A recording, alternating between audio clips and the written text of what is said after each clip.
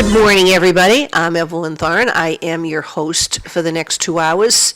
We have the Dawn Patrol that goes from 6 to 7 a.m. and City Life from 7 to 8. Sam Chase is with me this morning. My other co-host, Bob Hoey, has some prior commitments, and so we wish him well, and we hope to see him in a couple of weeks, right? Yeah, 2 weeks off. So we have 2 weeks off, just so that you know. I'm not sure which repeats they're going to do in Chelmsford or Tewksbury, because we're connected to Tewksbury, not Lowell. And we do have a guest coming in at 7 o'clock, Sean McDonough for City Council, and he's going to represent District 4 in Lowell. We haven't had too many Lowell people on the show for a while.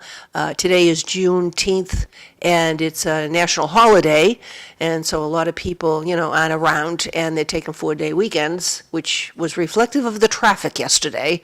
On my way home, there was a lot of cars everywhere. Oh, I didn't even think of that. When I was coming back from my daughter's, it was so jammed up on 495.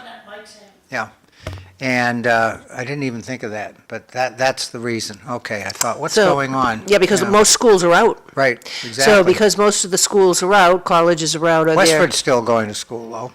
Yeah, Wow. because they had, I'm surprised. Westford still They took snow days. because Tewksbury and Drake had ended yesterday. Those are the last two I knew of. Yeah, Chelmsford was out on Tuesday, but Westford took more snow days, so they have to Pay the piper. fulfill their quota, yeah. So Evelyn, tell us about Evelyn got a new car. I'm always excited about new cars. It's red. Can't miss Evelyn no more. well, if sent you pictures, you can put a picture up if you want to, it's okay. And so, It looks like the other one, but it's red. yeah, and when I got it, No, it doesn't look like. when we signed the papers to pick it up Monday, that's how new it is. It only had 11 miles on it. When I bought the 2008 Honda Odyssey, it had maybe 25 miles on it. There it is. Yep, it's red. Sure is. Yep, you can see me coming.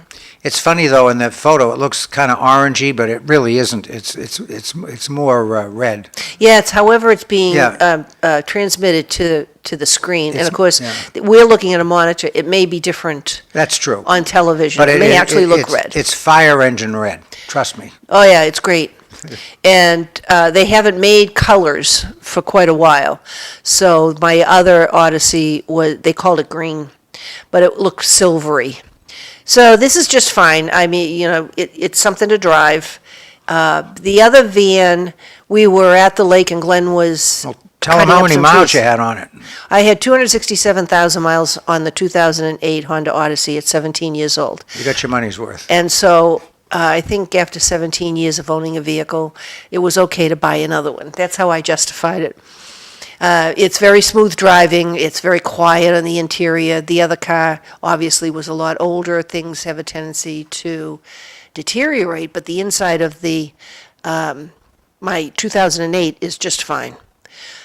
There's no cuts, marks, there's nothing in there. After The leather's hauling great. wood and Oh, yeah, dirt. covered truck. Yeah, hauling all kinds of stuff and brush. When I worked on my how uncle's... long do you think that this new van will keep its virginity from hauling dirt and wood?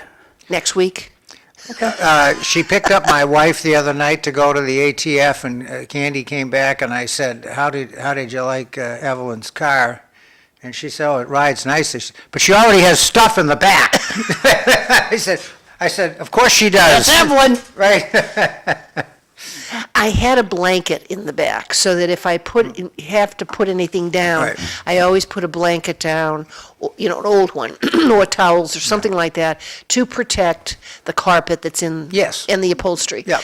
And that way, then you don't have to vacuum as much. You shake out a carpet.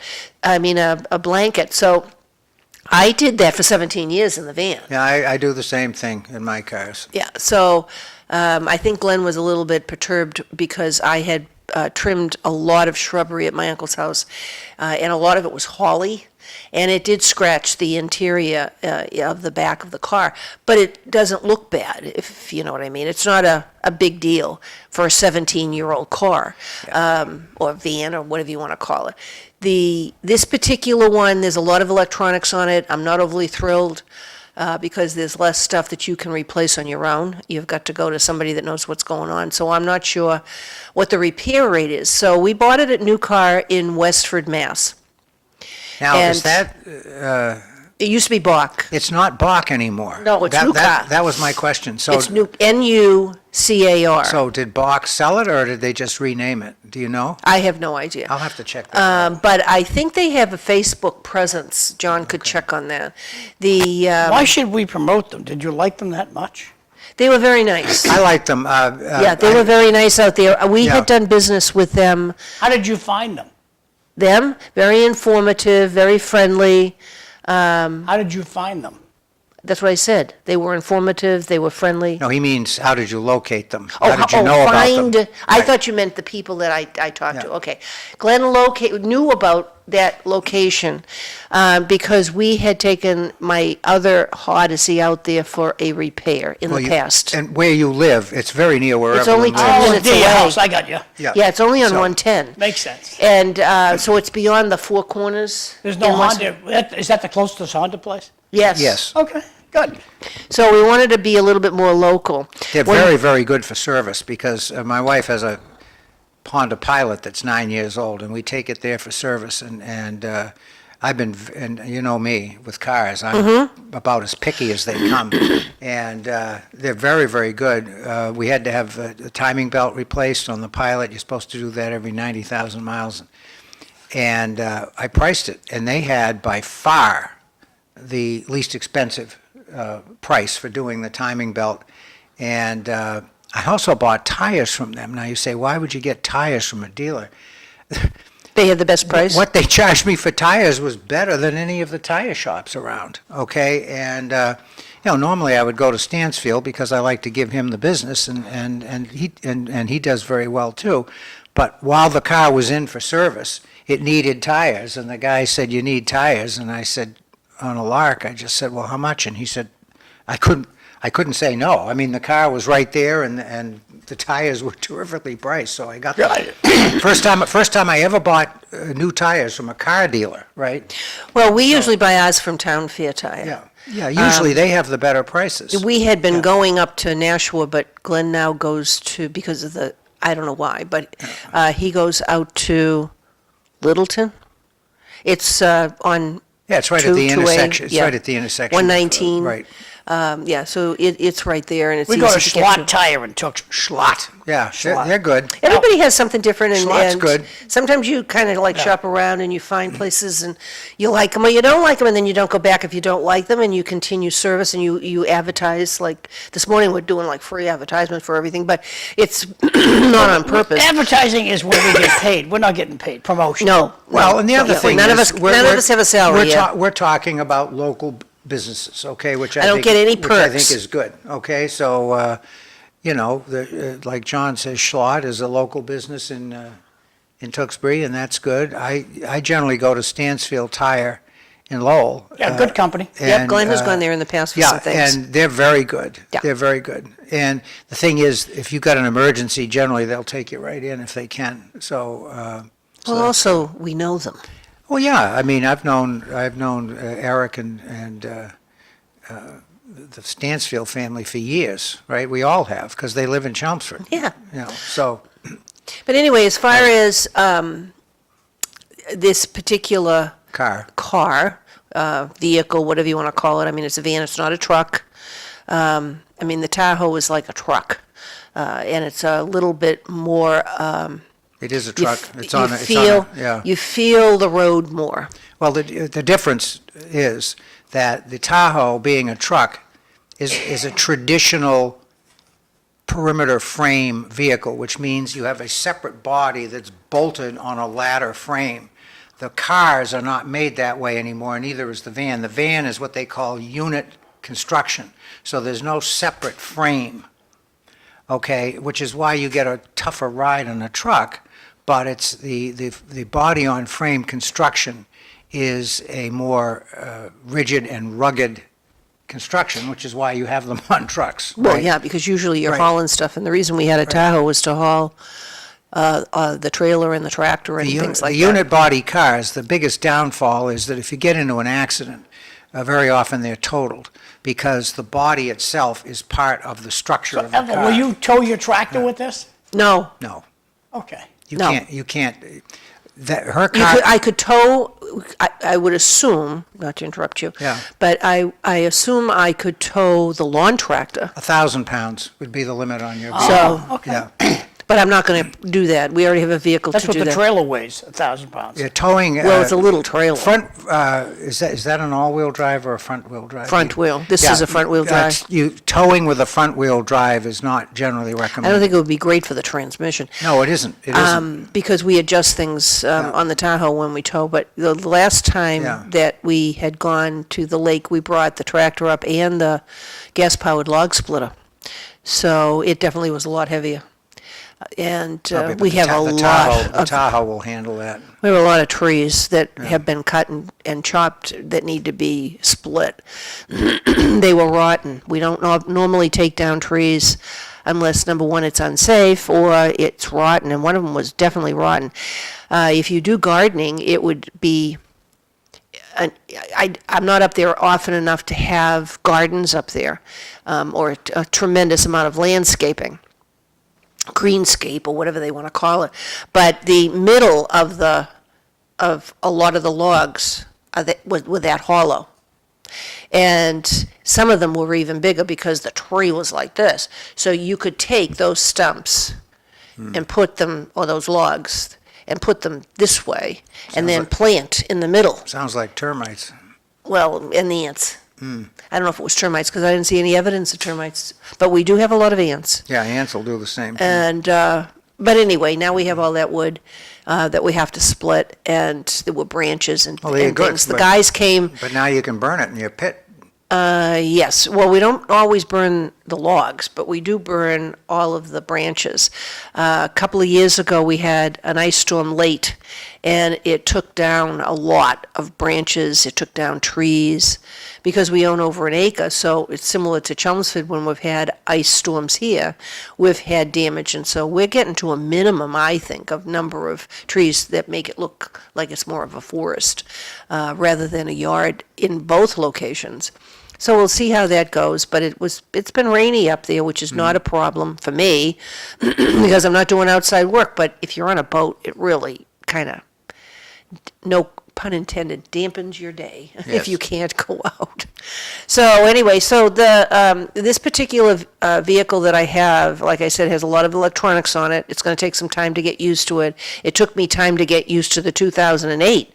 I'm not exactly sure how long it's going to take me to get used to this. There's a lot of features that I do not particularly care for, and I have a lot of good reasons why not, but it's a nice ride. And as I was going to say, Glenn was cutting some branches that had fallen down in the wooded areas at the lake and cutting them up. You know, he hauled them out of the woods to kind of clean things up a little bit more. And then he looked and he saw that under my van something was hanging, and that was the muffler. This is the old van she's talking Yeah, about. this is 2008. And he got underneath it, he fixed that particular thing, noticed the tires were bald, went and bought tires, but also told me that he thought that there was some other rust stuff there that he didn't think was good. So that's why we went and bought a vehicle last Wednesday. We picked, a week ago Wednesday, we go yesterday, and then we picked it up on Monday. So they had it right there, it was in stock. Yes, he put it out, I thought he said Edmonds. And so Westford responded within a minute of that posting. Oh, yeah, they're And- right on top of it. Yeah, and there was a bunch of others. There was a place in Lawrence, there was a Tamian, that's what we bought, that was in Tewksbury, right off the highway. And that's where we bought the 2008 Honda off the lot. That was the last one that was left. There is no entertainment system in this particular car. So this is a base model, right? I don't know what it is. Yeah. Glenn knows all the details. You may know even more than I know. If Well, I was, it has cruise, but you don't like cruise. no, I don't like Does it have cruise air control. conditioning? You probably don't like air conditioning, but Oh, I love air conditioning. Oh, I don't think Does you it can. have that? I don't think you Yes. can buy a new car today that even the little cheap cars all have air conditioning. electric windows, Yes, Yeah. remote start. yes.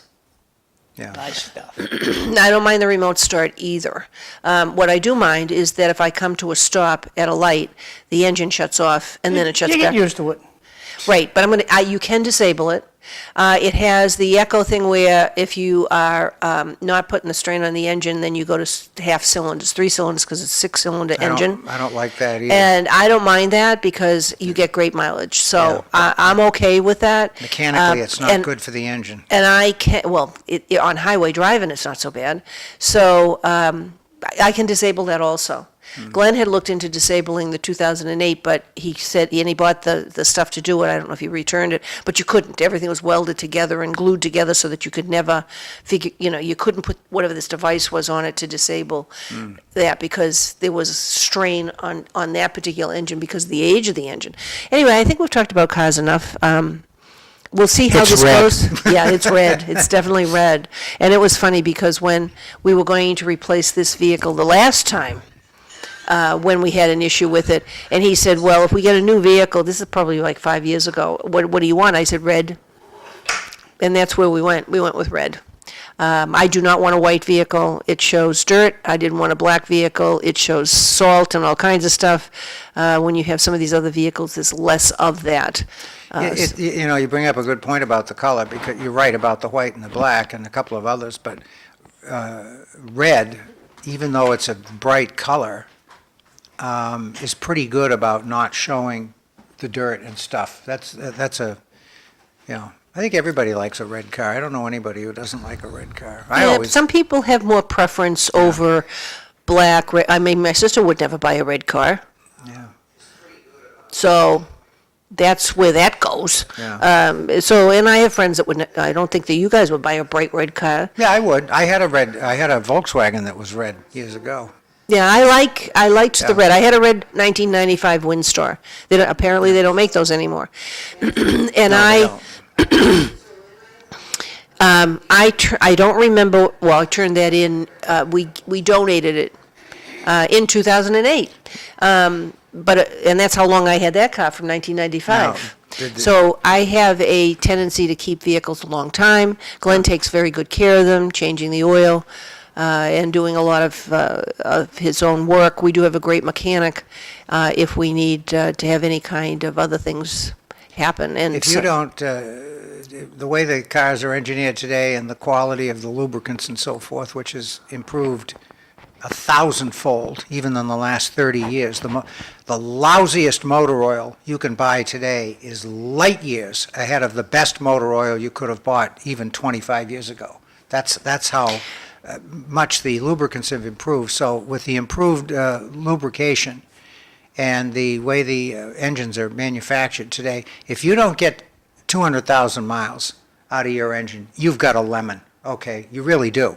Or you're abusing the car. Okay, either or. Well, the 2008 did have Yeah. an issue with something in the engine, and we went out to Westford, and they thought they fixed it. But they did work with Honda Northeast, or whatever the thing was, the national thing, for them to set whatever the parameters were in the specs in the engine, and it runs beautifully. Engine runs beautifully. I get about 22 to 24 miles per gallon with it. That's pretty good. But like I said, that. this particular vehicle, currently I'm at 27 miles per gallon, but I only have like 210 miles on it because, Yeah. driving around. And mileage will get better as the car breaks in more. So- Right, and I'm cautious about, driving it on the Yep. highway and that, because I do remember when I was, 18 years old, my father got a new car and he goes, oh, got to break it in. So he told me about that then, and I'm going to be 74, so I remember. One of the things I thought was interesting, because Honda apparently has perfected, they have a lot of their own parts, they're not outsourcing a lot of their parts, but they do offer a 200,000 mile drivetrain guarantee. And I don't remember what the years were, but they do have that standard. As far as the warranties go, I couldn't believe how much some of the stuff costs, but it's a 36,000 or 3 years, I think it was. Guarantees on some of the parts in the engine of the vehicle. Anything additional to that is thousands of dollars. I did, when they were trying to sell us a different warranty, more of an extended warranty and time and all that other They stuff. make a lot of money on that stuff. Oh, absolutely. So I asked, do you have the repair rate or how often people have come in? Because they had a sheet like this with printing of all of the different things that could possibly go wrong in a vehicle. Oh, it covers all of this. So I said, well, if it covers all of this, can you give me what the repair rate is and the percentages of people that have used your warranty to fix any of those items? I had crickets. The guy moved on. Oh, he didn't know. Well, either he didn't know or there wasn't any. So I thought that was interesting. That's a good question. Because if I'm going to spend thousands of dollars, I want to know, is it worth it? I mean, we have insurance. What do we betting the odds against? That's me. They did a study years ago. I remember reading a study maybe 5 or 6 years ago on aftermarket vehicle warranties, and the conclusion was that the dealers generally, they can discount the warranty by 50%, and they're still making money on it. Well, he tried okay? to do that too, and we Yeah, said forget it. so that is a tremendous... But that's his job. That was his Of course, job. no, you can't blame him. Right. That's a tremendous profit thing for the car dealers to do. So the thing to do is to buy a car that has a good repair record, so you don't need the warranty. I mean, you're going in there, you're going to shell out $35,000, $40,000 for a new car, and the salesman right off the bat tells you, well, buy the extended warranty. What does that say about what he's selling? Okay? Well, they have to offer all of that stuff because that's part of the money-making My car is aspect of junk, things. you have to buy this warranty. Well, I I should have send a this problem picture with to that. John. Yeah, I have a problem with that. John, I'm going to try to send you a picture. I Go. thought it was very unique. It wasn't there when we first went there. What they did was they hooked a type of tent to the back of the van. And Really? yes, I thought it was very different. Why would they do that?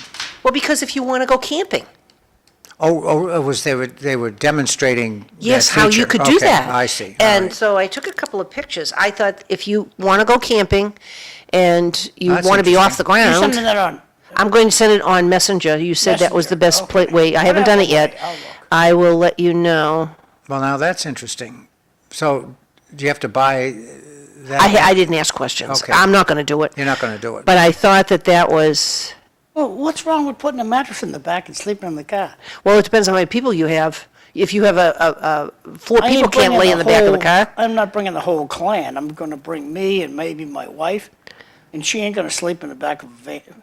So I just sent it to you. So I thought this, I only took one picture.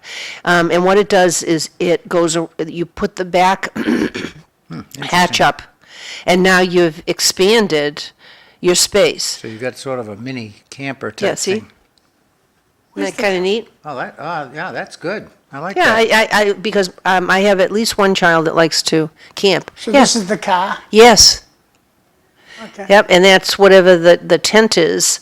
And then it ties, it's got straps. Oh, that's kind of cool. Yeah, I thought it was kind of cool. I thought it was interesting. It was worth discussion. And it has side entries. You can see there's 3 ways to get in and out of that It keeps tent. and it keeps the mosquitoes away too. Yeah. Yeah. So if you want to expand what it is that you have, I'll tell you, they're always thinking, aren't they? well, I like it. And It's so amazing what people come up with. anyway, so one of the other things that I got to get out of this, I never leave my Facebook page open all the time. I log in and out as I need to. There was a meeting last night in Chelmsford at the senior center.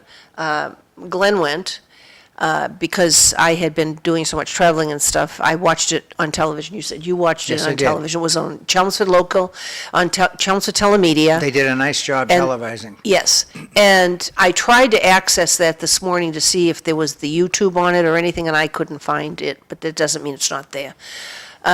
So if you live, Glenn said there was over 200 people, most of them from North Chelmsford, but I'm sure that there were other people. Glenn went because even though it's not in our backyard, it could be. and we want to make sure that the bylaws are upheld. Yeah, it's a potential lawsuit that if it goes forward, it'll affect the entire town, so Yeah, because the town will have to pay for it. it's going to So- be expensive because they'll litigate, they'll defend themselves. It's a big company. Well, they have deep pockets. Yep. All they have to do is put in a private road in and out of there, that doesn't go on to Ledge Yeah. Road and But where Swain do you- Road but and where do you 40. put it? That's the issue. So the issue is these folks up in North Chelmsford, and it's off of Route 40, which is Groton Road, in that area. And it's a town road. Ledge Road is not a state road. That's the first thing we have to remember. So basically, the asphalt plant that's up there, and it's right on the Chelmsford-Westford line. The plant itself is in Westford, but it's very, very close to the town line. And when the plant was permitted by the town of Westford, they put some restrictions in as to the route that the trucks can take when they come off the aggregate property. So the trucks, part of the condition for being permitted in Westford is the trucks cannot make the right turn and head towards Westford. So they have to go out a different way, and that brings the trucks down Ledge Road. Now, I'm oversimplifying it, but that's basically what it is, okay? So Ledge Road is a narrow road, and it's in a residential area. And apparently the number of trucks that go over that road every day is just, it's off the charts. These are big vehicles. They're filled with the stones and the asphalt and so forth, heavy vehicles. There's a lot of spillage, and apparently, they go fast, and they're not, they're not very careful going through the neighborhood. So this has caused the neighbors quite a bit of concern, and this issue's been going on for many, many years, and the town has tried to find ways to mitigate. So finally, what has happened is our building commissioner issued a cease and desist order. One of the speakers last night called it a cease and detest order, which I thought was pretty funny.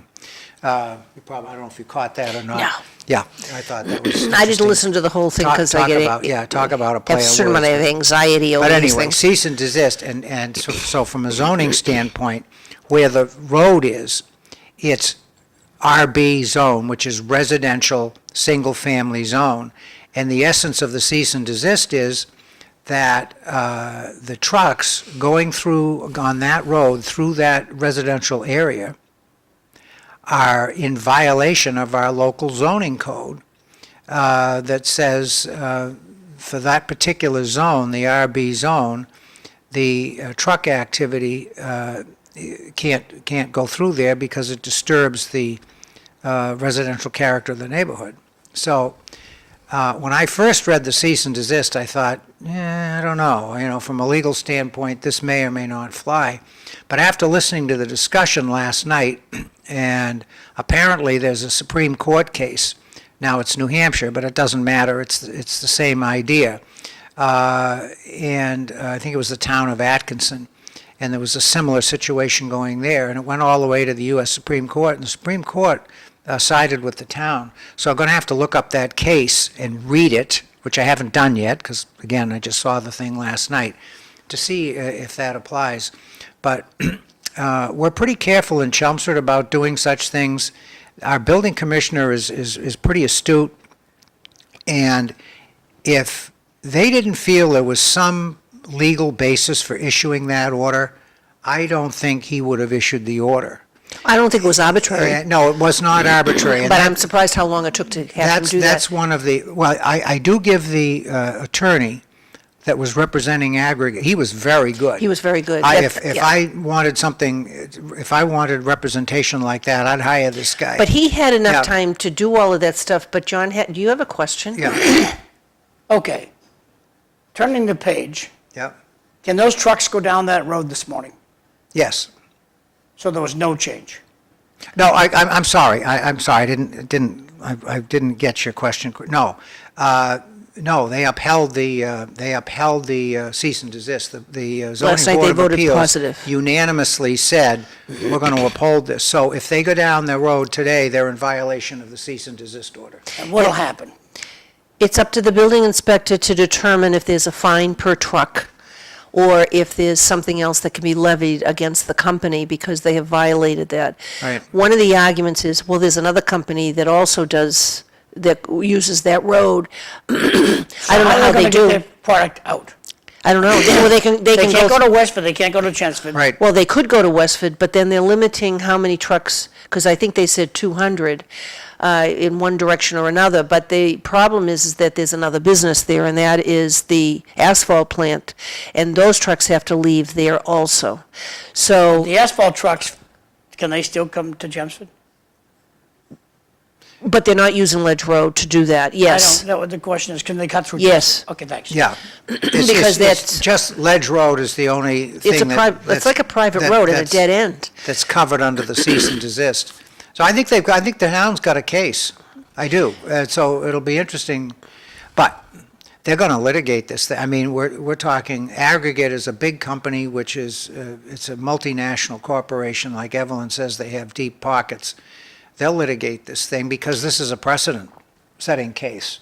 Okay, they might have the same situation in other towns, so they're not going to let this go. But all of the money that they're going to spend on that, all they have to do is to see if they can have a right-of-way or an easement or purchase a strip of land that would be their own road, even if it's in Chelmsford, their own road to go in and out, and then they're not in that neighborhood. Right, exactly. And I think that the probability is increasing because of time and the number of, 16-wheelers going out of there, that there will be some kind of accident. The drivers, I'm certainly I'm sure, amazed are that there very hasn't- safe.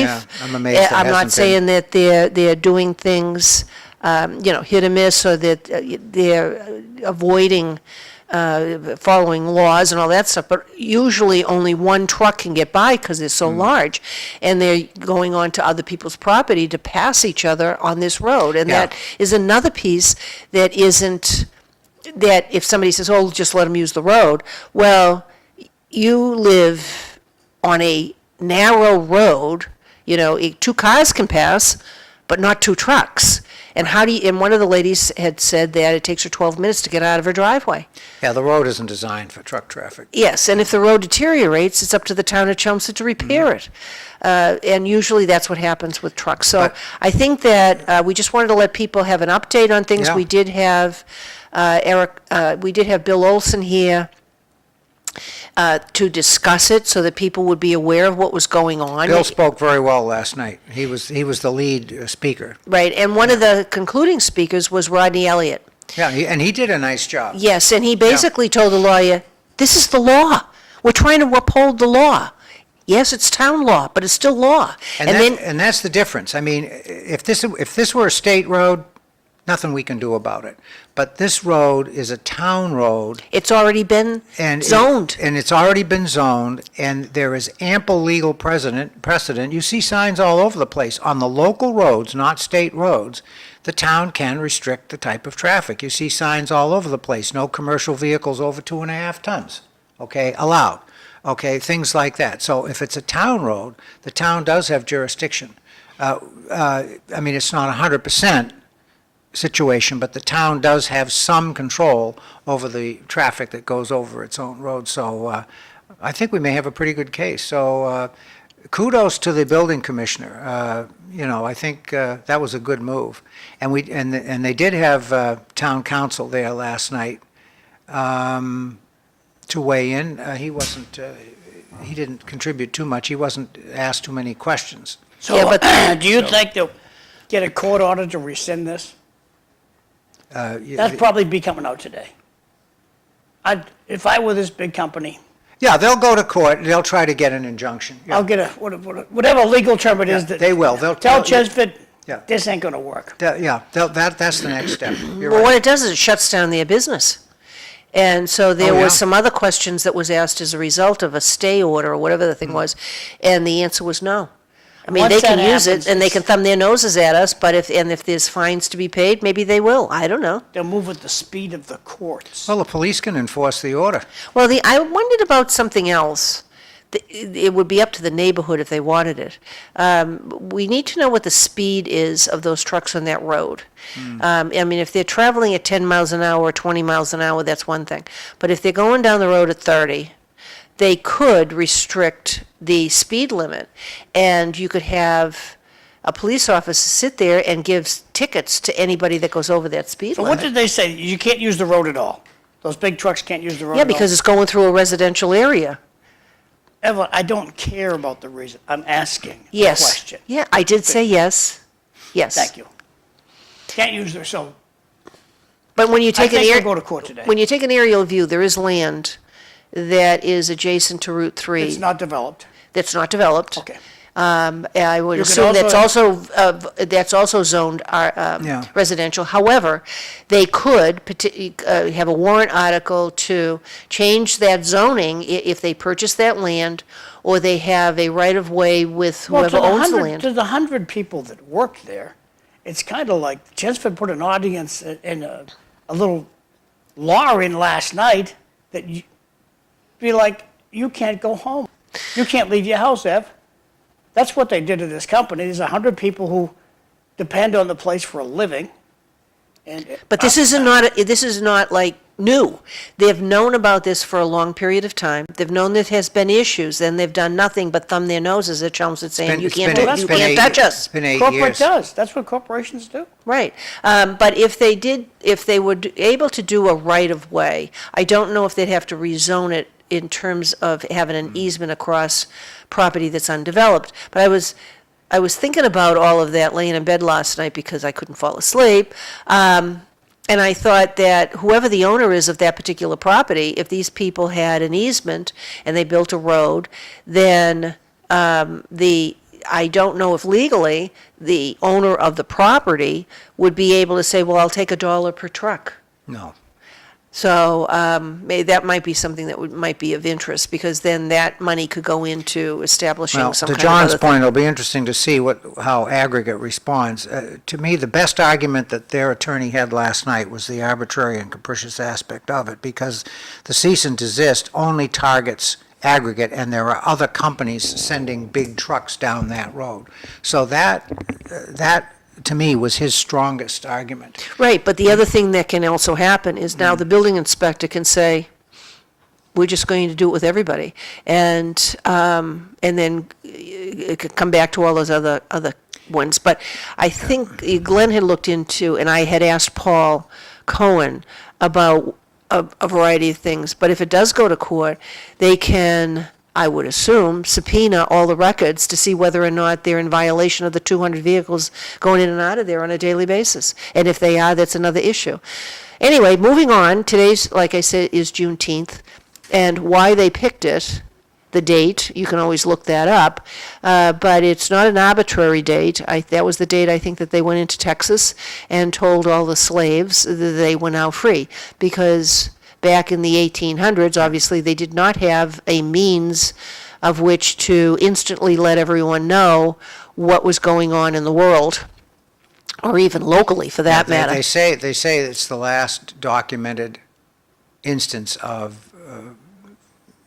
people being informed that they were no longer enslaved, okay? Right, and if you That's read the enough of celebration. it, Yeah. I thought, I mean, I was amused, because we have this thing between two political parties about who's better for one group versus another group, and you had a political party that was not letting any of them know that they had been freed. And then they had the, not the cavalry, but they had some, one of the groups nationally that said, we have to let all of these people know, and that's how people were notified, was through the federal government's acts, not anything to do with local or state. So I was sort of amused a little bit at that, because that's stuff that a lot of the political parties don't want them to know, is all of the skeletons in the closet. Well, but let's back up on that a minute. And I hear this argument all the time that the Republicans make about how the post-Civil War, the Democrats were the party of slavery, which is true, because generally speaking, in the southern states, it was Democratic. But what you have to understand, that the Democratic Party of 1870 It's not the one today. was not the Democratic Party of Franklin D. Roosevelt going forward.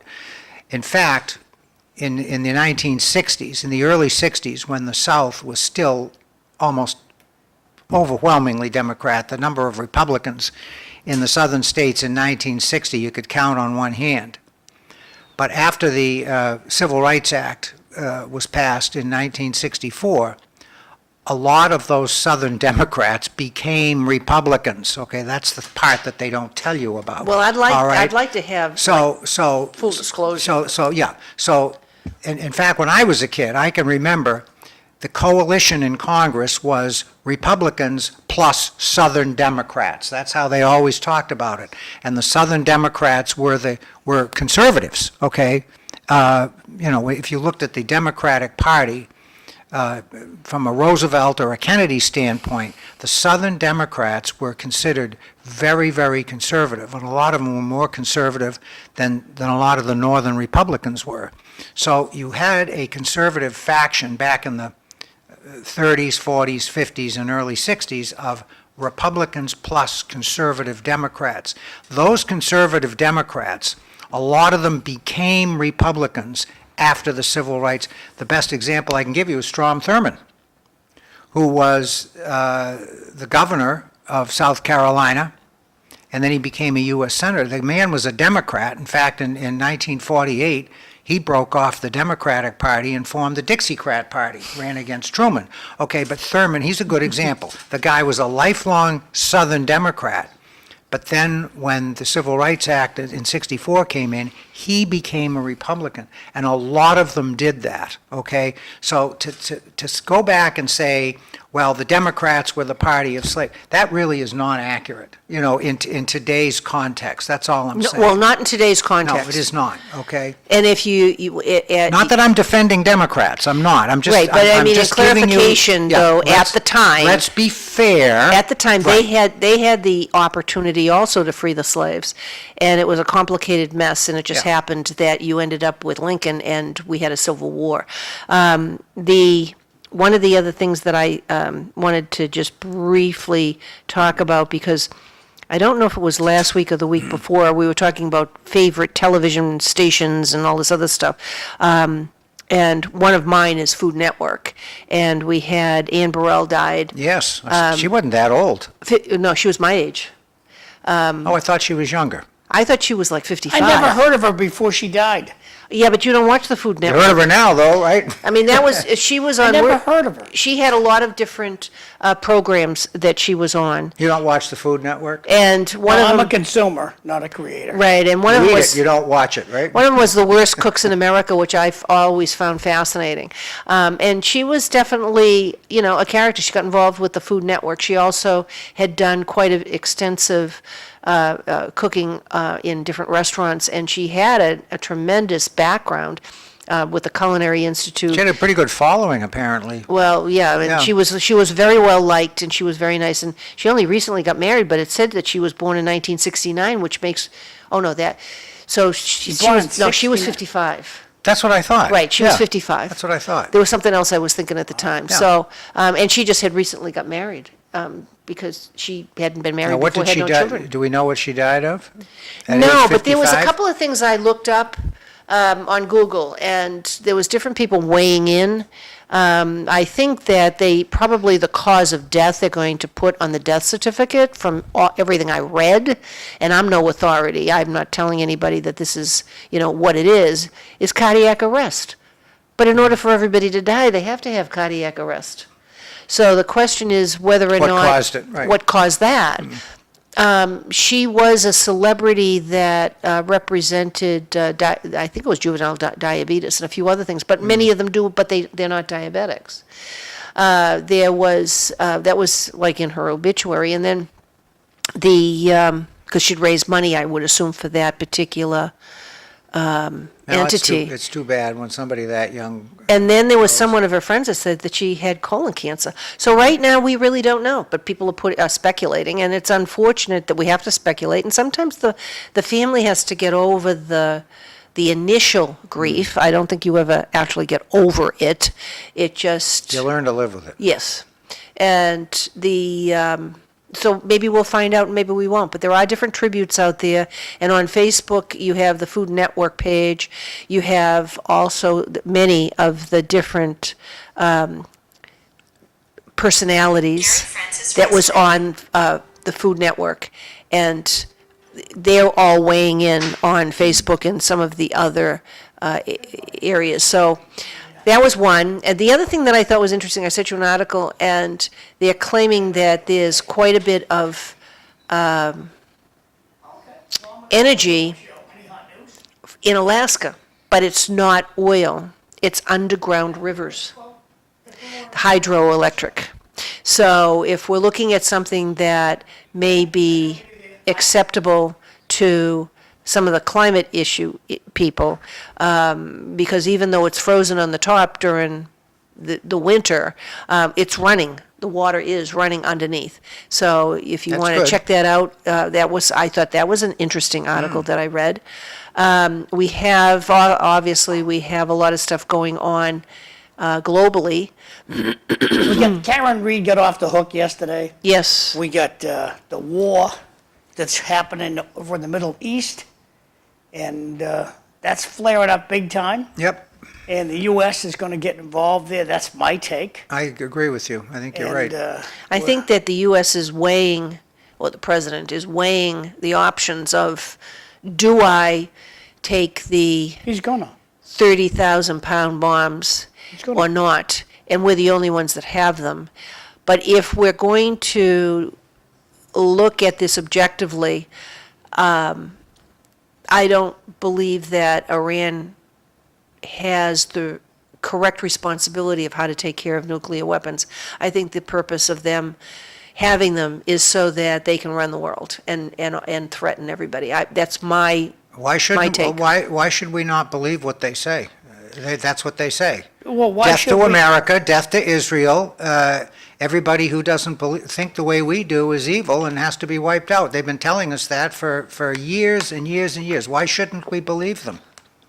Well, I'm just saying that and there's different comments being made of observations that no one else is In that defending region Iran. That region of the world, it's hate thy neighbor.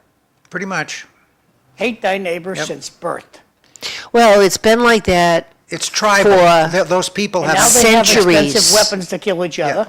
and millennia. You I have mean, you can go back you have- thousands of years and they still have the same issues today. You have And you people have with to an ask yourself, yeah. are they going to buy a weapon that can blow up my house? And I want to get rid of that weapon. Exactly. Yes. Exactly. You have people with an 8th century mentality with 21st century weaponry. That is not a good combination, okay? And to John's point, if you study the history of that part of the world, they're tribal. It's tribalism, okay? And like I say, 8th century mentality and, Well, they don't know why they hate you. They just know that they do. Well, if you don't adhere to the details of their religion, I'm How going do to they feel I want to be about- How careful do they feel here. about women? Well, that's where I was going to go with this. they're 10th class citizens. Yeah, well, Right? so I'm not going to do a rant this morning, but the, But in that section of the world, the disrespect, I remember going to Las Vegas. I'm sitting there and I'm over to Caesar's Palace watching the side door where all the big buck people come in. And this guy shows up and he's got the big head dressing on. He gets out of his limousine. There's a line of limousines. They're throwing suitcases all over the place. And he starts beating up his wife, smacking her around In public? in public. And I look around at all the security, and they turned their back on it. They didn't want to watch it. This guy beats the daylights out of his wife, yelling, screaming, And What did she do? so she took it. She ended up on the ground. He kicked her, told her to get in the hotel. She ran inside. And the crew just looked the other way. Well, we had John Moses It's as 20 years ago. we had John Moses on as a guest last week, and even in Afghanistan, women are, a 20th class citizen. But we were there long enough But it that there's a wasn't lot of women that were there that have no clue, and, they're definitely being punished, but we don't know. That's under the Taliban. Before the Taliban took over, the women had rights in Yes. Afghanistan. Well, when we were still there. Right. And I know that John had his little rant that happened at the end of the program, but he's very passionate about what he believes, and he's very passionate about the Afghanistan people because he made friends. They helped him. They defended him and the Americans that were there. And the last administration just dropped the ball, and now we have the fallout of that. Some of us do not agree with sending any of them back just because we now made them illegal, which is ridiculous. But it's too bad that some of these things have to happen because you have sanctuary cities. I blame the sanctuary cities for not giving ICE all of the criminals that they have that are illegal aliens or migrants, or whatever you want to call them, to deport them, because if they violated any of our laws and they were convicted, they're supposed to be deported. They end up with deportations. And you have sanctuary cities that are supporting them and defending them rather than allowing the law to run its course. If they had allowed that, there's a lot of other things that may not have happened as a result of that, and that's something that a lot of people have to face. So, we'll see where that goes. But we do have all of those issues, and everybody should be watching that. My mother's 104, and I try to have a conversation with her about it, and she was just like oblivious. However, she understands what goes on in the Middle East from a spiritual and So- religious view. We got a few minutes. What do you think about the Karen Reed situation?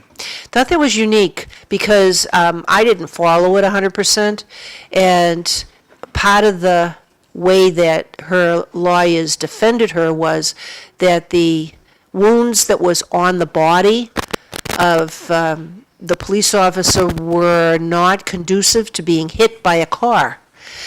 He had head trauma, but there was very little below the neck. And if you get hit by a car, you're usually not getting hit in your head, you're getting hit in the body, so there'd be trauma that was there. You might be thrown and have head trauma, but that's one of the things. Plus you had I think it was a snowplow guy that went by and said there was nobody anywhere The when thing he that- went by at the time they said she was doing the stuff she was doing. The thing that I find very interesting and good about this particular case is, and I followed it to a degree, and I have a lot of friends in law enforcement that had opinions on this as well. But our system is this: even if you're guilty, if they can't prove it on you, you go free. That's our There's system. reasonable doubt here. Yes. And like OJ's former wife, Nicole, I forget what her name was. Somebody killed her and they got away with it.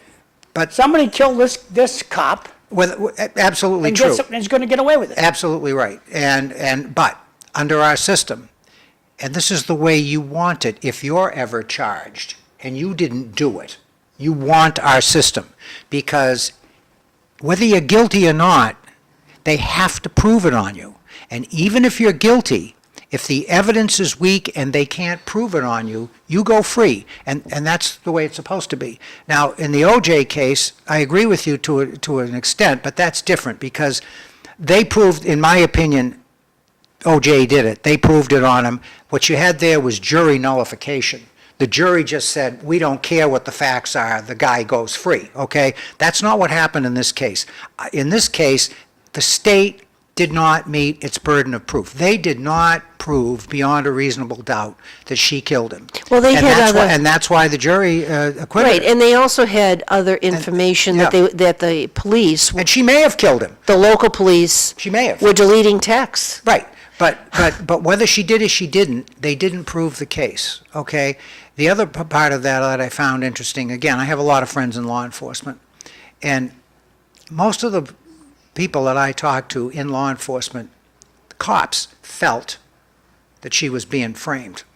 This is police felt that she was being framed. Now, I just put that out there. I'm just saying that's what they told me, okay? But they didn't prove it on her. They did not prove it on her. So one of the things that she was very astute at Yeah. was social media and Yep. publicity, and they did a Netflix documentary on all of this stuff. And so a lot of people knew the backstories, they knew a lot of stuff going into this, which in many cases does not occur. So, And some of that was considered evidence, which I thought was interesting. I was not impressed with the judge. I didn't think she was, I don't think we ever saw her fastball. We'll just leave it at that, okay? So, Well, Massachusetts yeah.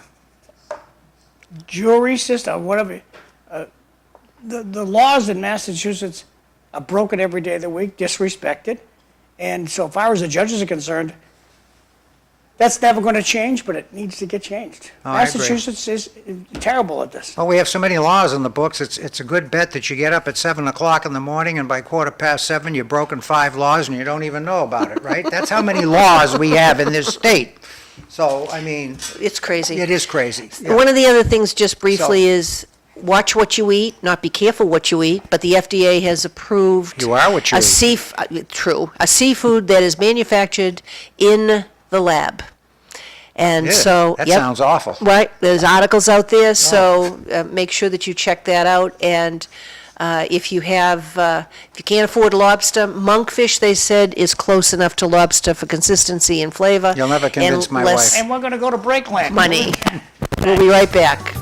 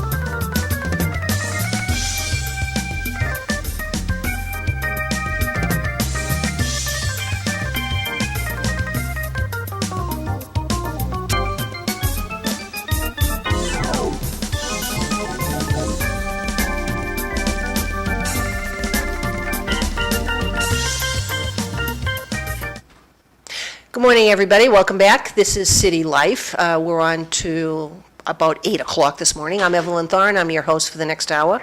And we have Sam Chase as our co-host. Bob Hoey isn't with us this morning. We wish him well. He had some prior commitments. And we have John McDonough behind the camera, sometimes on the camera, always adding a little bit more spice to the mix. This is an unscripted show. Our opinions are our own. They may be somebody else's opinions, but they certainly aren't the opinions or the views of any of the telemedias where this is viewed. So our guest this morning, Sean McDonough, you're running for City Council in District 4. I am. Yes, so it's not citywide, so you're keeping it in your own neighborhood. And some standard questions that always comes up.